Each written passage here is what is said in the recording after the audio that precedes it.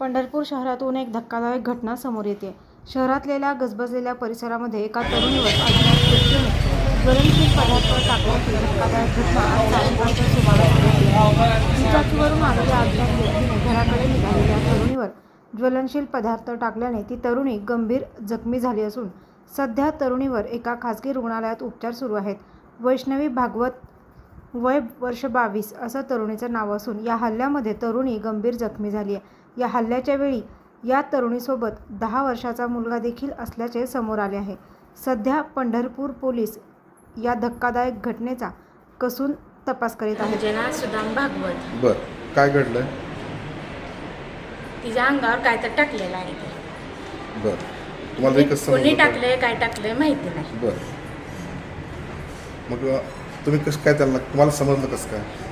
आम्हाला एका व्यक्तीचा एका बाय माणसाचा फोन आला स्टँडवरून. बर, ती म्हणली ॲक्सिडेंट झाला, भोसले चौकात झाला म्हणून सांगितलं. आम्ही तिथे गेलो तर तिथं कोणी आम्हाला सांगितलं नाही.